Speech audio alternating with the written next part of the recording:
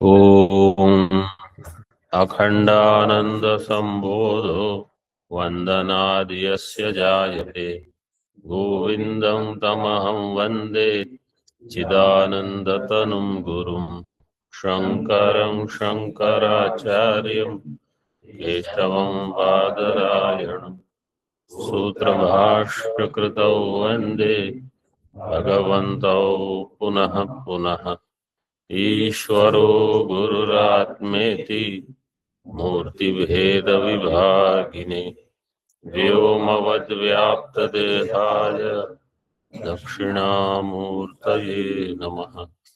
ओम शांति शांति शांति। 348 श्लोक अंतःकरण चतुष्टय के बारे में बता रहे हैं। मन बुद्धि चित्त अहंकार। संकल्प विकल्पात्मक मन है, अध्यवसायत्मिका बुद्धि, अभिमानाद अहंकार और चिंतन करने वाला चित्त। अब देखिए आगे, कथम चित्त अहंकारयोर अंतर्भाव है। चित्त और अहंकार का मन और बुद्धि में अंतर्भाव करेंगे तो 17 हो जाएंगे और अंतर्भाव नहीं करेंगे तो 19। तो अभी वो 17 कैसे होंगे उसके लिए बताते हैं। चिंतनंच मनोधर्मः संकल्पादिर्यथा तथा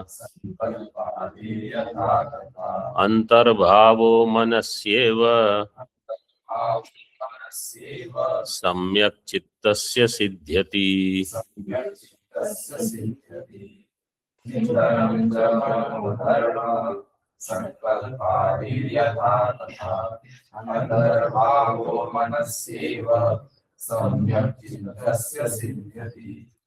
मनस्येव एक ही मात्रा है, मनस्यैव नहीं।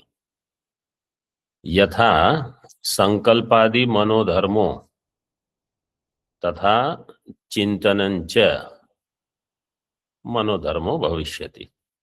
जैसे संकल्पादि मन का धर्म है, वो चिंतन भी मन का ही धर्म है, इसलिए चित्त का मन में अंतर्भाव। इसलिए चित्तस्य मनस्येव अंतर्भावो सम्यक सिद्ध्यति। चित्त का मन में ही अंतर्भाव ये सम्यक प्रकार से सिद्ध हो जाएगा। देहादावहमित्येव भावो दृढ़तरो धियः दृश्यते हंकृतेस्तस्मा दंतर्भावोऽत्र युज्यते।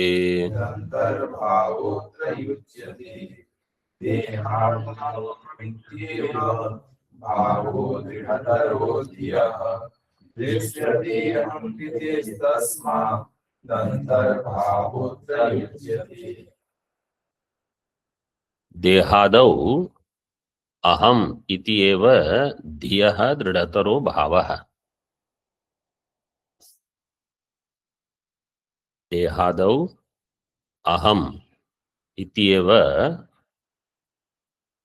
धियः दृढ़तरो भावः दृश्यते तस्माद् अहंकृतेर अंतर्भावो अत्र युज्यते। अत्र कुत्र? बुद्धौ। अहंकृतेः अंतर्भावो कुत्र? बुद्धौ। अहंकृतेः क्या विभक्ति है? सप्तमी। अहंकृते, हाँ सप्तमी है, षष्ठी। अहंकृते है षष्ठी, बुद्धौ सप्तमी। और धियः, धी शब्द कैसे चलता है? ऑनलाइन वाले कोई बताएगा? धी धियौ धियः। फिर आगे धीम धियौ धियौ धियः। धियम धियौ धियः, धिया धीभ्याम धिये धीभ्याम। फिर आगे पंचमी। पंचमी एक वचन क्या होगा? धियः। इसमें दो रूप बनेंगे। नदी संज्ञा होगी तो एक रूप बनेगा, नदी संज्ञा नहीं होगी तो दूसरा रूप बनेगा, दो रूप। इसी प्रकार ये धिया किसका रूप है? ये यहाँ दृढ़तरो धिया, धिया भावो, धिया क्या विभक्ति है? षष्ठी। षष्ठी। यह है षष्ठी। बुद्धि का देहादि में दृढ़तर नहीं, अंतर्भाव, दृढ़तर अहम भाव। बुद्धि का देहादि में दृढ़तर अहम भाव होने से अहंकार का बुद्धि में अंतर्भाव। वाक्य समझ में आया कि नहीं? पहले तो वाक्य व्याकरण तो तुरंत बाद में करो, पहले वाक्य मतलब क्या बताना चाहते हैं वो समझ लो। बुद्धि का अहम भाव इस देह में, देह आदि देह इंद्रिय संघात में दृढ़ है, इसलिए अहंकार जो है उसको बुद्धि में ले लिया।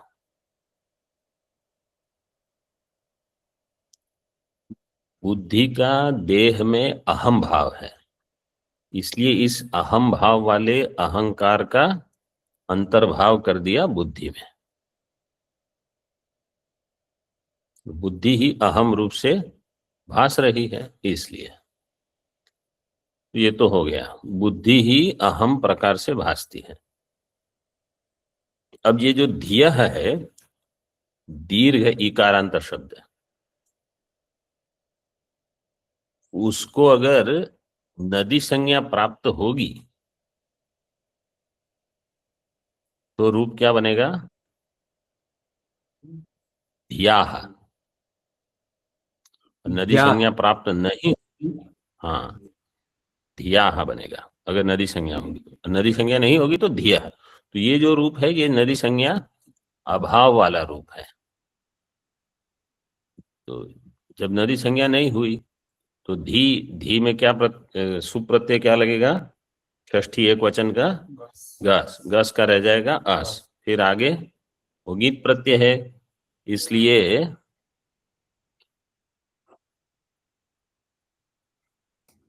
ह्रस्व हो जाएगा, ह्रस्व हो जाएगा। किस सूत्र से? गीति ह्रस्वश्च। और फिर आगे ही है, उसके धाकार रह जाएगा, इयंग आदेश आ जाएगा। क्या सूत्र? हाँ, अचिष्णु धातु ब्रुवाम योर यंग वंगौ, इससे इयंग हो जाएगा। तो धी ध इयंग धियंग हो गया। ये जब नदी संज्ञा नहीं होगी, नदी संज्ञा होगी तो क्या होगा? आण नद्या होगा, आण नद्या से आड़ आगम आ जाएगा और फिर धिया शब्द बनेगा। अचिष्णु धातु ब्रुवाम वहां भी लगेगा, क्योंकि धिया यकार को लाना है, वो उससे हो जाएगा। दृढ़तरो, दृढ़तर में क्या सूत्र लगेगा? तरप प्रत्यय है, हाँ, सूत्र क्या होगा? द्विवचन विभज्योपपदे तरबीयसु, द्विवचन विभज्योपपदे तरबीय सुनौ। दृढ़तर, देह में दृढ़ अहम बुद्धि है, मतलब मनुष्यो हम, पुरुषो हम, ये बुद्धि दृढ़ है। टीका में देखिए, यथा संकल्पादिर मनोधर्मो मनसो धर्मस् तथा चिंतनंच स्मरणं वा विषयस्य ब्रह्मणो वा मनोधर्मस्। जैसे संकल्पादि मन का धर्म है, इसी प्रकार चिंतनम स्मरणम ये भी मन का ही धर्म लिया। किसका स्मरण? विषय का, ब्रह्म का, दोनों। मनोधर्म तस्मान् मनस्येव चित्तस्य अंतर्भावः सम्यक प्रकारेण सिद्ध्यति। ये 348 की व्याख्या हो गई। आगे यस्मात् देहादौ शरीर त्रये यह बुद्धेर अहम इत्येव दृढ़तरो भाव। देहादि में मतलब संघात में ले लीजिए, संघ जब कहेंगे देह, स्थूल शरीर अकेला कभी रहेगा ही नहीं।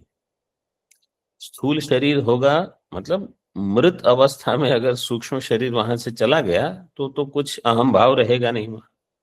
लेकिन जिस अवस्था में स्थूल शरीर में अहम भाव है, इसका अर्थ है वहां सूक्ष्म शरीर भी है, और स्थूल सूक्ष्म होंगे, ये कार्य हैं। अगर कार्य होगा तो कारण भी रहेगा, तीनों एक साथ ही रहेंगे। क्योंकि सूक्ष्म शरीर, स्थूल शरीर, ये कारण शरीर के कार्य हैं। तो जब कहा जाएगा कि स्थूल देह है, मतलब वास्तव में वहां तीनों खड़े ही हैं। आप भले व्यवहार केवल स्थूल देह को मान के करते हो, बाकी सब वहां पड़ा है। जैसे अन्नमय कोश कहा तो केवल अन्नमय कोश अकेला कहाँ रहेगा, वो बाकी सब कोश वहां है।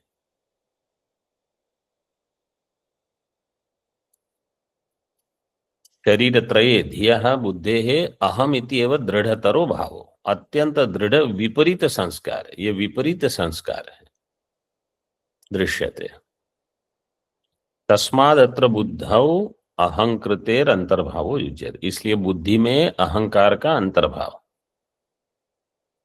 ये ठीक है। इस प्रकार 17 अवयव हो गए। तस्मादेव तु बुद्धेः कर्तृत्वम् तदितरस्य करणत्वम् सिद्ध्यत्यात्मन उभयात् विद्यात् संसार कारणं मोहात्।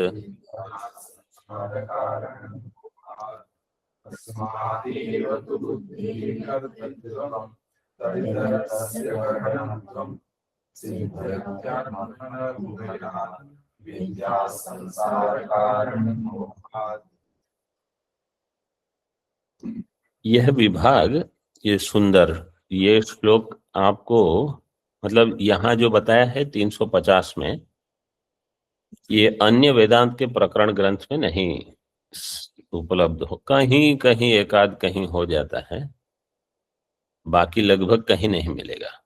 ये सुंदर विभाजन किया है। बुद्धि में अहंकार का अंतर्भाव है और चित्त का मन में अंतर्भाव हो गया, तो इसलिए बुद्धि को कर्तृत्व प्राप्त हुआ और मन को करणत्व। इतर का अर्थ है मन, उसमें आ जाएगा करणत्व। तो ऐसे ये विभाग हो जाएगा, बुद्धि में कर्तृत्व, मन में करणत्व। वास्तव में विचार चल रहा है अंतःकरण का, तो दोनों की करण संज्ञा होनी चाहिए, लेकिन बुद्धि को कर्तृत्व प्राप्त हो गया, ये विशेष है यहाँ इस श्लोक में।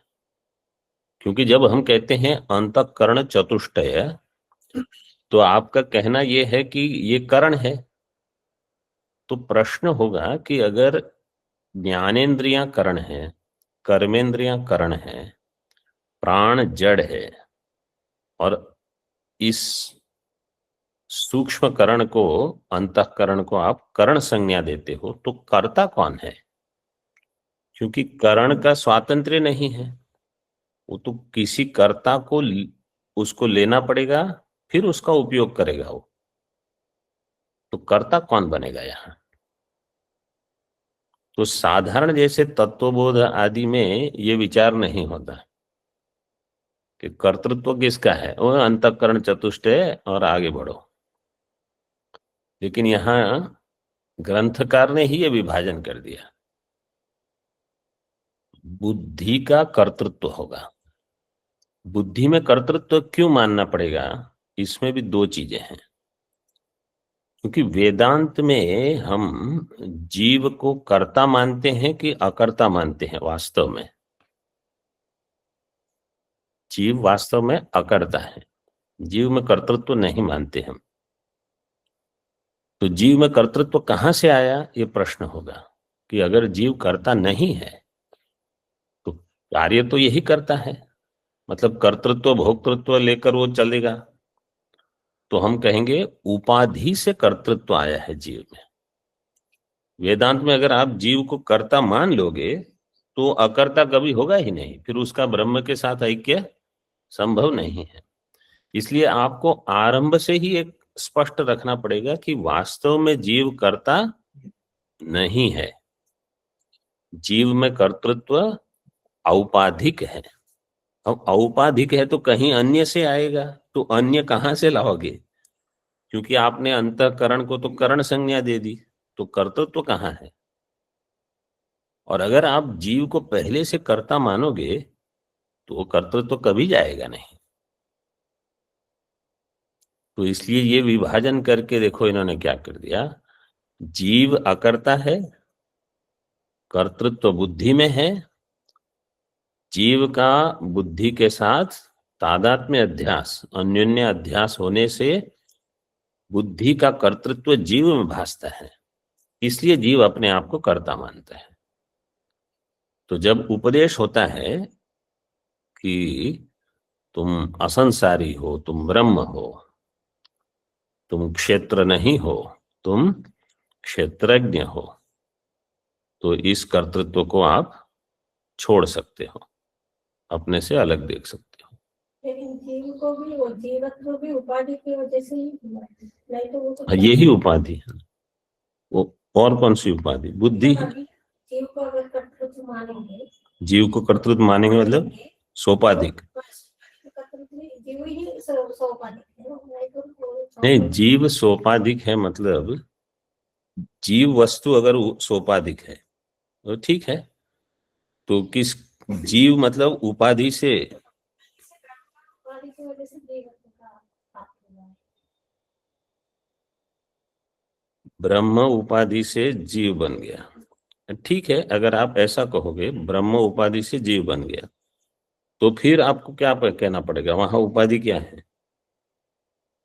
नहीं, वहां फिर उपाधि होगी अविद्या। तो ब्रह्म अविद्या से अपने आप को जीव मानता है, ठीक है।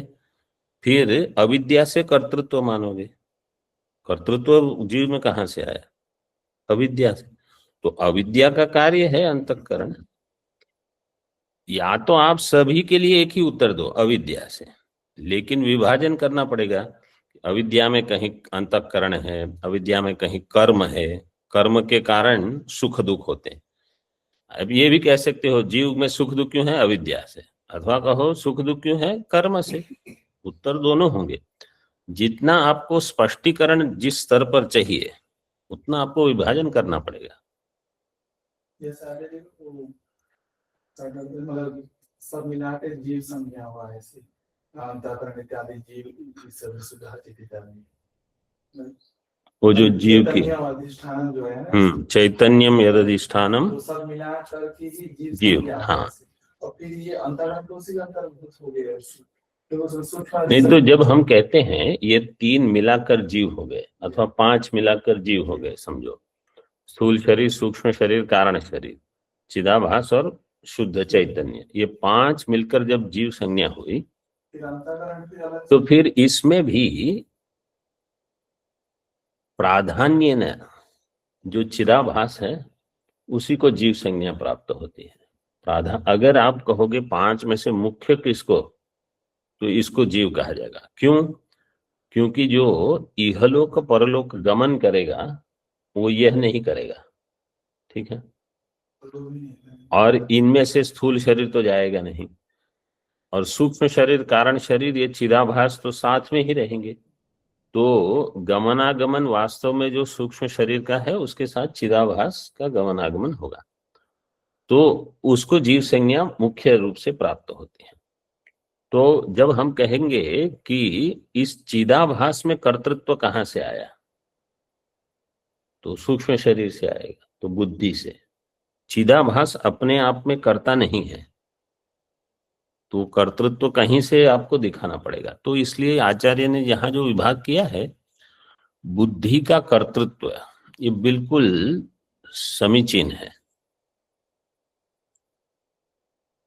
और इसलिए आगे जो विज्ञानमय कोश का आएगा, तो विज्ञानमय कोश में ही कर्तृत्व प्रधान है।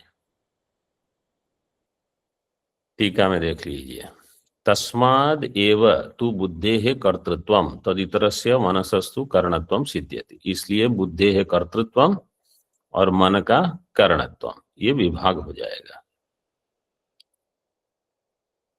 क्योंकि बुद्धि अपने आप में जड़ है, अपने आप में बुद्धि कुछ नहीं करेगी। वहां चैतन्य जब तक उपलब्ध न हो, तो चैतन्य और बुद्धि का जब तादात्म्य हो तब वो कर्ता कार्य करेगा। उभयाद द्विप्रकारकान मोहात,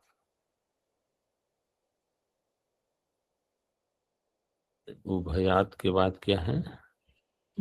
द्विप्रकारकान मोहात, दो प्रकार के मोह से, ज्ञानवशात अज्ञानवशात अहंकर्ता मनसा संकल्पेन करणेन सर्वं करोमि इति एवं प्रकारम अज्ञानम आत्मनः संसार कारणम जन्म मरणस्य इहलोक परलोक गमनस्य च कारणम विद्याद् इत्यर्थः। दो प्रकार का मोह, दो प्रकार का मतलब बुद्धि में कर्तृत्व, मन में करणत्व, ये दोनों को लेकर उभयात, केवल कर्ता हो और करण न हो तो होगा, केवल करण हो कर्ता न हो तो भी कुछ नहीं होगा, दोनों हो तो संसार हो जाएगा। एक अकेले व्यक्ति दुखी अपने आप में हो तो ठीक है, लेकिन दो हो परस्पर कुछ कुछ चलता रहे तो मोहाद अज्ञानवशात अहंकर्ता मनसा संकल्पेन करणेन, मन के द्वारा वो संकल्प करेगा मैं ये करता हूं वो करता हूं ऐसे। इति एवं प्रकारम अज्ञानम आत्मनः संसार कारणम। संसार, संसार शब्द से क्या लेंगे? तो यहां दिया जन्म जन्म मरण, और क्या दे सकते हैं? कर्तृत्व भोक्तृत्व संसार है। और जैसे जैसे संदर्भ हो ऐसे संसार, जिस वस्तु को बताना है, संसार से कम क्या नहीं लेना है। ऐसा नहीं कि ये पर्वत है, ये नदी है, ये संसार है। सामान्य लोग बुद्धि में ऐसे सोचते हैं संसार क्या है, ये सब संसार है। संसार बाहर नहीं है, संसार बुद्धि में है। मैं करता हूं, मैं भोगता हूं, ये संसार है। अथवा जैसे बृहदारण्यक उपनिषद में कहा, अशना पिपासा शोक मोह जरा मृत्यु, ये 6 संसार है। बार बार भूख लगती है, प्यास लगती है, कुछ शोक होगा, कुछ मोह होता है, किसी निमित्त को लेकर दुखी होते हैं। थोड़े समय में हाँ सब ठीक है अभी, फिर थोड़े समय बाद फिर कुछ गड़बड़। ये संसार है। ऐसा आवश्यक नहीं है कि अब जन्म हुआ फिर जब तक मरण नहीं होगा तब तक, वो तो बार बार रोज 3 बार भूख लगती है, 5 बार प्यास लगती है, समझो तो ये ही संसार है। कुछ शोक हो गया, मोह, और जरा जरा अवस्था ही संसार है। और यहां जैसे इहलोक परलोक गमनम, ये तो बहुत बड़ा, मतलब तो 50 60 80 साल के बाद कुछ होगा, लेकिन हर दिन ये चलता है। कर्तृत्व भोक्तृत्व तो हर क्षण, वही है संसार, अहम मम इत्येव संसार। वो भी संसार। अहम इदम ममेदम, ये जो है ये मेरा है, मैं ये हूं, इस प्रकार से ये संसार है। अभी विज्ञानमय कोश, अब सृष्टि प्रक्रिया में आगे बढ़ते हैं। विज्ञानमय कोशः स्यात् बुद्धिर्ज्ञानेन्द्रियैः सह विज्ञान प्रचुरत्वेन याच्छादकतयात्मनः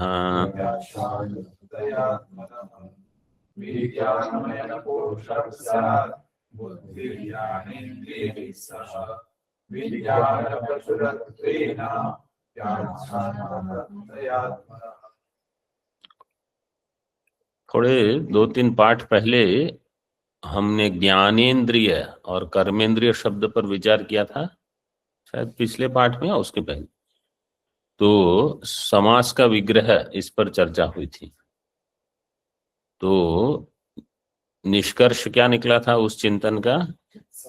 चतुर्थी, ज्ञानाय इंद्रियाणि। तो अभी कल पाठ मांडुक्य में, टीका में, आनंद गिरी जी की टीका में ये आया था और वहां चतुर्थी ही ली है। ज्ञानार्थाय कर्माणि इंद्रियाणि, ज्ञानेन्द्रियाणि ऐसे दिया है, तो चतुर्थी ही लेना है वहां। जिनको देखना है तो देख सकते हैं मांडुक्य कारिका में नहीं, मांडुक्य के तृतीय मंत्र की आनंद गिरी जी टीका में, जहां 19 मुखः इसका वर्णन है, वहां नीचे से 5वीं-6ठी पंक्ति के आसपास होगा। तो ये मतलब जो विचार हुआ है उसकी पुष्टि आचार्य ने कर दी कहीं, तो हमको भी संतुष्टि होगी कि हाँ ये विचार ठीक हुआ। तो ये सब भी आप मतलब कुछ जहां जो पढ़ते हो कहीं न कहीं लगते रहता है, वो देखते रहो।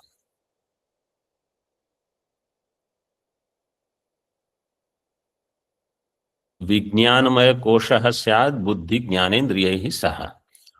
बुद्धि ही ज्ञानेन्द्रियैः सह, वही बुद्धि, बुद्धि ही विज्ञानमय कोशः स्यात्। बुद्धि कौन सी विभक्ति है?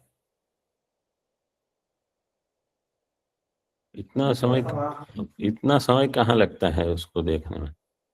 बुद्धिर ज्ञानेन्द्रिय ही सह, बुद्धि प्रथमा एक वचन, विज्ञानमय कोश प्रथमा। बुद्धि ही विज्ञानमय कोश हो गई, लेकिन अकेली नहीं, किसके साथ? ज्ञानेन्द्रियों के साथ। ये विज्ञानमय कोश की परिभाषा हो गई। और वो क्या करता है? विज्ञान प्रचुरत्वेन विज्ञानमय कोश की अभी व्याख्या करते हैं। एक है इसमें शब्द विज्ञानमय और एक शब्द है कोश है। तो विज्ञान प्रचुरत्वेन विज्ञानमय, आच्छादकतया आत्मनः आच्छादकतया कोशः इति विज्ञानमय कोशोयम विद्वद्भिरुच्यते, अगली पंक्ति में दिया है। तो विज्ञान प्राचुर्य होने से मयट यहाँ प्राचुर्य अर्थ में है, इसलिए विज्ञान प्रचुरत्वेन विज्ञानमय। और आत्मा का आच्छादक है। ये कोश के हमने पहले थोड़ा विचार कर लिया था, अब ये टीका में वही दिया है, तो सरल है। आत्मनः आच्छादकतया कोशः विज्ञानमय कोशोय मिति विद्वद्भिरुच्यते। हाँ ठीक है। अयम महान अहंकार वृत्तिमान कर्तृलक्षणः सर्व संसार निर्वोढ़ा विज्ञानमय शब्द भाग विज्ञानमय कोशोय मिति विद्वद्भिरुच्यते। अयं महानहंकारः वृत्तिमान कर्तृलक्षणः सर्वसंसारनिर्गुणः विज्ञानमय शब्द भाग। विज्ञान मतलब कौन कहाँ अशुद्ध उच्चारण करता है वो भी पकड़ में आ जाना चाहिए।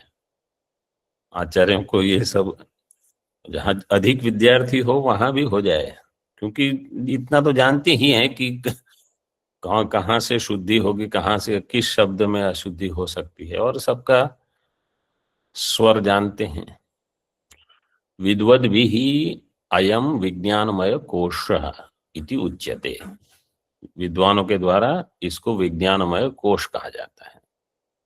मतलब वहां एक कोश नाम की कोई वस्तु नहीं है। ऐसा मत समझना कि वहां एक ये अन्नमय के अंदर एक प्राणमय नाम का एक कोश है, फिर एक मनोमय, फिर विज्ञानमय, फिर आनंदमय, फिर उसमें एक आत्मा है। ये तो केवल कल्पना है।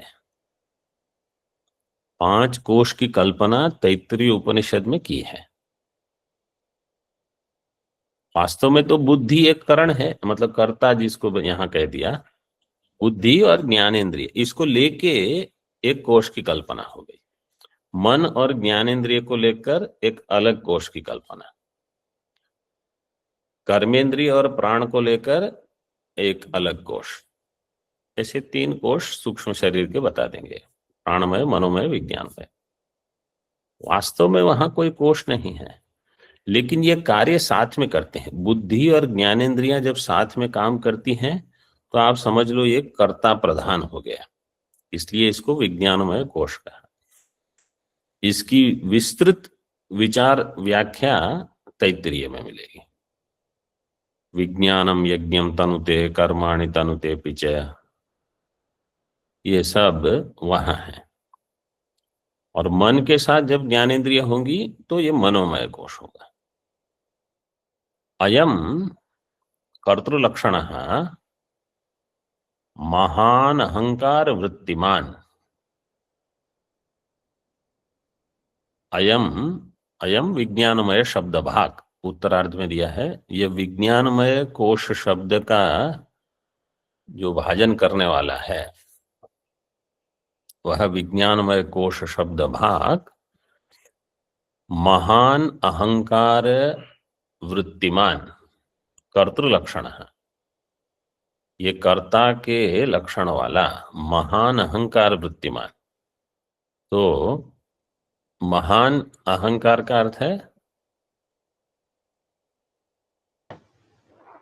हिरण्यगर्भ को भी आप ले सकते हो यहाँ, क्योंकि वास्तव में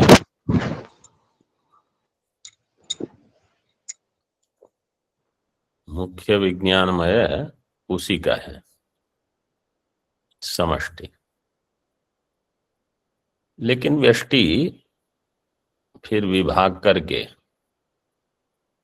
तादात्म्य जितना कम होगा उतना वो व्यष्टि हो जाएगा। फिर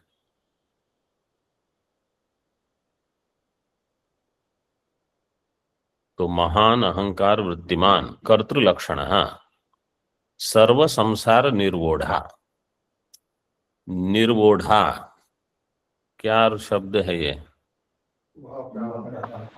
धातु। क्या धातु? वह धातु। वह प्रापणे धातु। फिर क्या रूप है ये? हाँ, आपने ठीक बताया। प्रत्यय क्या है? हाँ, ये त्रिजंत शब्द है। तो वास्तव में प्रातिपदिक क्या बनेगी? निर्वोढ़ी। निर उपसर्ग को छोड़ दो, वोढ़ी, अभी केवल वोढ़ी के चलाएंगे। वह से वोढ़्रु बनाना है। क्या पहले क्या मतलब क्या क्या लगेगा यहाँ? होढ़, हकार का ढकार होगा, और वकार का वह है, उसको वो करना है। वो किस सूत्र से करेंगे? हाँ, क्या है? सही वहो रोदवर्णस्य, ये सूत्र है। सही वहो रोदवर्ण 6-3-112। और त्रिच का तकार वहां है कि नहीं? उसका क्या होगा? जसस्तथोर धोधा, फिर टूनाष्टु होके ढोढ़े लोपा होके निर्वोढ़ी। ऋकारांत शब्द है उसको अनंग आदेश होता है सुप्रत्यय में। मतलब क्या सूत्र है? तो एक ये हो गया, सुप्रत्यय के परे सुप्रत्यय के पर होने पर अनंग आदेश होगा। रुदुषनस पुरुदंशो अनेहसान च से। ठीक है। फिर ये सर्वनाम स्थान है, संबुद्धि है, संबुद्धि नहीं है, संबुद्धि कहाँ, प्रथमा एक वचन चल रहा है। तो सर्वनाम स्थान और असंबुद्धि, वहां क्या होगा? हाँ, सर्वनाम स्थान है चा संबुद्ध हो, तो यहाँ जो नकारांत होगा उसकी उपधा दीर्घ होगी। ठीक है, तो ढा बनाना है वहां। टीका में देखिए, तो सारे संसार का निर्वोढ़ा है विज्ञानमय कोश, मतलब मुख्य बुद्धि और ज्ञानेंद्रिय, इससे संसार की प्राप्ति होती है ऐसे। क्योंकि भ्रांतियां वहां है, अध्यास वहां होता है बुद्धि में, उसके कारण संसार की प्राप्ति होती है। और सारे व्यवहार में कोई कर्ता चाहिए, वही कर्ता बन के बैठेगा। टीका में देख लीजिए, ज्ञानेन्द्रिय ही सह श्रोत्रत्वगादि, हाँ, श्रोत्रत्वगादि इंद्रिय ही सह बुद्धिर विज्ञानमय कोशः स्यात्। ज्ञानेन्द्रिय मतलब श्रोत्रेंद्रिय, त्वगिंद्रिय, इन सब के साथ बुद्धि ही विज्ञानमय कोश बन जाएगी। अपिच विज्ञान प्रचुरत्वेन इति मयट प्रत्यय प्राचुर्यार्थे, विज्ञान प्रचुर होने से मयट प्रत्यय प्राचुर्यार्थ में दिया है। विज्ञान प्रचुर श्लोक में ही दे दिया है। विज्ञानस्य आधिक्यात् विज्ञानमय आत्मनः, क्योंकि विज्ञान का अर्थ है यहाँ चैतन्य को अभिव्यक्त करने का सामर्थ्य बुद्धि में है। चैतन्य को अभिव्यक्त करने का सामर्थ्य वही है, इसलिए उसको विज्ञान संज्ञा मिली। ये सभी जगह नहीं है। विज्ञानमय आत्मनः कोशवद आच्छादकतया कोशस तस्मादयं विज्ञानमय कोश इति विद्वद्भिरुच्यते। आत्मा का कोश के जैसे आच्छादन करने वाला होने से आच्छादकतया कोशस तस्माद विज्ञानमय कोश, ये उसको विद्वज्जन कहते हैं। उपनिषद में भी इसी को कहा है। अब प्रश्न करते हैं, ननु आत्मनो अनंतत्वात् देश काला परिच्छिन्नत्वाच्च कथं तस्य आच्छादनम केनापि अनात्मना संभवति इति। आत्मा जो है वो अनंत है, देश काल वस्तु से अपरिच्छिन्न है। मतलब ऐसा कुछ देश काल नहीं है जहां वो उपलब्ध नहीं है। उसका आच्छादन कैसे संभव है? कथम तस्य आच्छादनम, एक। दूसरा, केन अनात्मना संभवति, किस अनात्मा के द्वारा इस आत्मा का आच्छादन होगा? कौन अनात्मा इसको ढकेगा? इति चेत सत्यम, सिद्धांती तुरंत स्वीकार कर लेता है, न संभवति, नहीं होगा। तथापि कोशैः आत्मदर्शन प्रतिबंधः कर्तुम शक्यते, फिर भी कोश के द्वारा आत्मदर्शन का प्रतिबंध हो जाए, आत्मा का ज्ञान नहीं होने देंगे ये।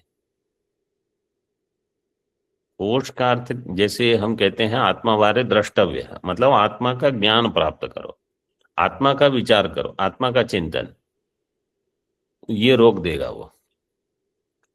कोश भले छोटा हो अनात्मा, लेकिन आत्मविचार नहीं करने देगा, उसका कार्य हो गया, इसलिए उसको कोश संज्ञा मिल गई।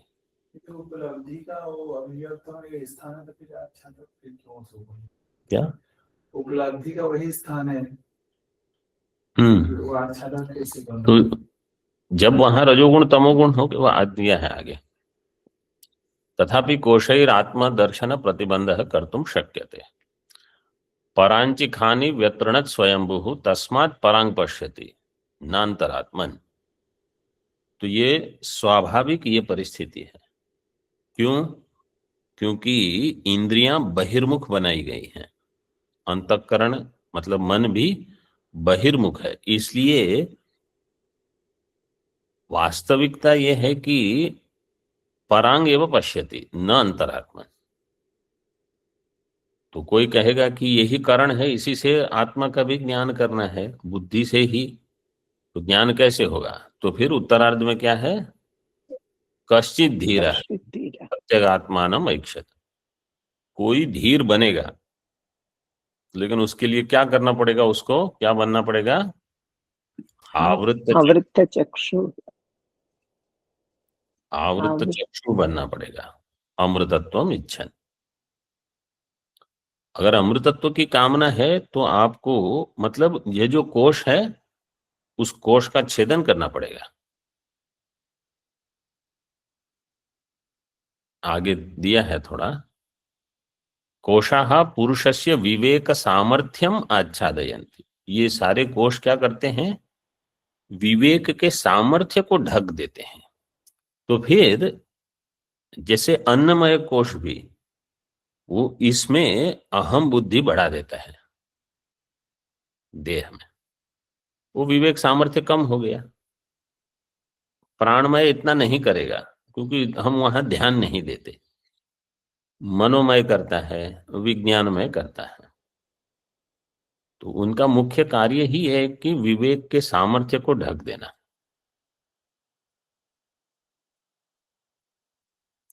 तो जो इस को काट सकता है वही धीर है। विज्ञान असीना ऐसे बताते रहते हैं, ज्ञान कई तलवार से इसको काट के आपको मोक्ष की प्राप्ति करनी है।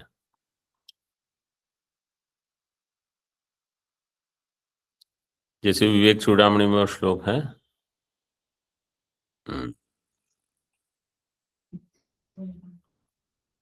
वो एक सर्प है को, हाँ, विच्छिद्य शीर्षत्रयम, 3 सिर, उस सांप के 3 सिर हैं, उसको काटने पड़ेंगे आपको। तो नीचे है कोष, मतलब ये कोष नहीं, खजाना है, हाँ, धन है,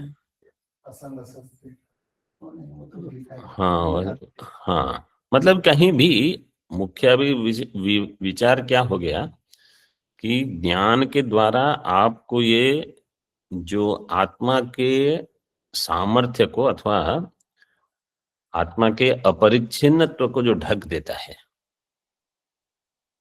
उसको काटना पड़ेगा, विचार से, ज्ञान से, सत्व गुण बढ़ाकर। नहीं तो कोश रहेगा।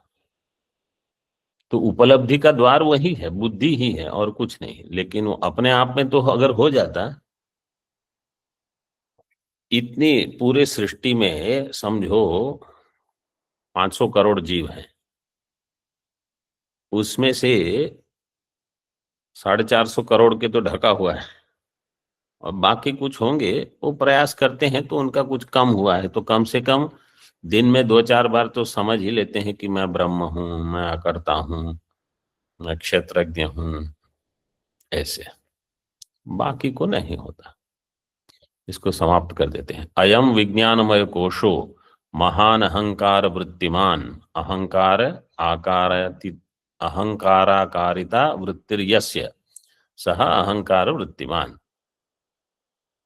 यह विज्ञानमय कोश महान अहंकार वृत्ति वाला, अहंकाराकारित वृत्ति जिसकी है, ऐसा कर्तृलक्षण, कर्ता लक्षणम यस्य स कर्तृलक्षण, कर्ता ही जिसका लक्षण है। और सर्व संसार निर्वोढ़ा, सर्वस्य संसार से निर्वोढ़ा का अर्थ है निर्वहन करता, इसका निर्वाह करता है, संसार का चलाते रहता है। विज्ञानमय शब्द भाग प्राचुर्येण प्रस्तुतम विज्ञानम इति विज्ञानमयम। प्रचुर रूप से विज्ञान की प्रस्तुति जहां है वो है विज्ञानमय। विज्ञानमय चासौ शब्दो विज्ञानमय शब्द तम भजत इति विज्ञानमय शब्द भाग। जो विज्ञानमय शब्द का भाजन है, इसलिए वो विज्ञानमय शब्द, विज्ञानमय है वो, विज्ञानमय शब्द भाग। कर्तृत्व भोक्तृत्व लक्षणों ही संसार है, परिच्छिन्नत्व भ्रांति जन्य है। परिच्छिन्नत्व की भ्रांति होने से कर्तृत्व भोक्तृत्व इस लक्षण वाला संसार उपलब्ध होता है। उसका कार्य कैसे होता है? ऐसे जातो हम, मरिष्ये हम, अमुष्य पुत्रो हम, ऐशाम मम एते बांधवाः पशुपुत्र दारादयः सुखी दुखी च हम, ये सारी भ्रांतियां हैं। इति अनेक भ्रांति जन्य कल्पनमेव संसारस् तस्य निर्वोढ़ा विज्ञानमय शब्दितः कोश इति अभिप्राय है। मेरा जन्म हुआ है, यहां से आप संसारी बन गए। मेरा जन्म हुआ है, ये प्रथम भ्रांति। फिर मरीष्ये हम, अमुष्य पुत्र, मैं इनका पुत्र हूं, ये मेरे हैं, मैं इनका हूं, ये मेरे पशु पुत्र दारा, मैं सुखी दुखी, कल तक तो सब ठीक था, आज ऐसा हो गया, ये संसार है। इति अनेक भ्रांति जन्य कल्पनम एवं संसार है, ये सब का कार्य है संसार। इसका निर्वोढ़ा, तस्य निर्वोढ़ा विज्ञानमय शब्दितः कोशः इति अभिप्रायः। अभी उसी संसार का वर्णन आगे 3 श्लोक में करेंगे। फिर ओम पूर्णमदः पूर्णमिदं पूर्णात् पूर्णमुदच्यते पूर्णस्य पूर्णमादाय पूर्णमेवावशिष्यते। ओम शांति शांति शांति। शंकरं शंकराचार्यं केशवं बादरायणं सूत्रभाष्यकृतौ वन्दे भगवन्तौ पुनः पुनः। ईश्वरो गुरुरात्मेति मूर्तिभेदविभागिने व्योमवद्व्याप्तदेहाय दक्षिणामूर्तये नमः। ओम शांति शांति शांति।